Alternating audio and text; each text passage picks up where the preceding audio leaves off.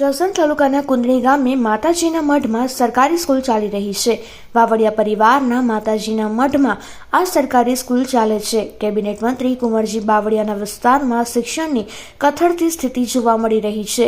જિલ્લા પંચાયતના કોંગ્રેસના ભાડલા ગામના સભ્ય મનસુખ સાકરિયાનું નિવેદન સામે આવ્યું છે। એક ઓરડાના 122 વિદ્યાર્થીઓ અહીંયા અભ્યાસ કરે છે।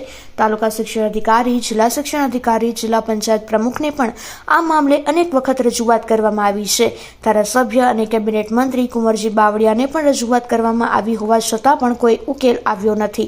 3 મહિનામાં સરકાર સ્કૂલનું બિલ્ડિંગ નહીં બનાવે તો આંદોલનની ચીમકી ઉચ્ચારવામાં આવી છે। જસદણ તાલુકાનું કુંદણી ગામ છે, ત્યાં વાવડિયા પરિવારના માતાજીના મઢની અંદર 1 થી 8 ધોરણની પ્રાથમિક સરકારી પ્રાથમિક શાળા ચાલી રહી છે। ત્યાં 20 દિવસ પહેલા અમે સ્થળ ઉપર મુલાકાત લીધી, બાળકોને મળ્યા, સ્ટાફને મળ્યા, ગામ લોકોને મળ્યા, વારંવાર તાલુકા કક્ષાએ રજૂઆત કરી, જિલ્લા કક્ષાએ રજૂઆત કરી, પણ આજ સુધી હજુ કોઈ પણ પ્રકારનો નિર્ણય લેવામાં નથી, શાળા મંજૂર કરવામાં આવેલ નથી। અને આજે પણ બાળકો છે એ બાવડિયા પરિવારના માતાજીના મઢની અંદર કે જ્યાં લાઇટની સુવિધા નથી, પાણીની સુવિધા નથી, નીચે છે એ લાદીની પણ સુવિધા નથી, અને એ અંધારાની અંદર બાળકો છે એ કુંદણી ગામના બાળકો છે, ગરીબ પરિવારના બાળકો છે, ગરીબ ખેડૂતના બાળકો છે એ ત્યાં અભ્યાસ કરી રહ્યા છે। મારે આપના માધ્યમથી એ કહેવું છે કે ભાઈ આ સરકાર છે એ વારંવાર પ્રાથમિક શિક્ષણ બાબતે શ્લોગ આપે છે કે ભણશે દીકરી, ભણશે ગુજરાત। તો મારે આપના માધ્યમથી એ કહેવું છે કે તમારી પાસે ઓરડા જ નથી તો આ બાળકો કેવી રીતે ભણશે? આ સરકાર છે એ મોટી મોટી વાતો કરે છે, ખરેખર ગામડાની અંદર, અંતરિયાળ ગામની અંદર આવી પાયાની સુવિધાઓનો પણ અભાવ છે।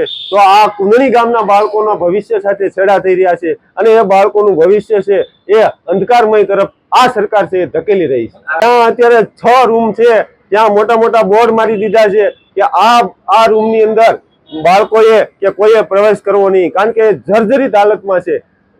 ગ્રામ પંચાયત દ્વારા નવી જગ્યા ફાળવી દેવામાં આવી છે, પણ સરકાર દ્વારા કોઈ પણ પ્રકારની ટેન્ડરિંગ પ્રક્રિયા કે નાણાં ફાળવવામાં આવેલ નથી, જેના કારણે વાવડિયા પરિવારના મઢની અંદર શાળા ચાલી રહી છે।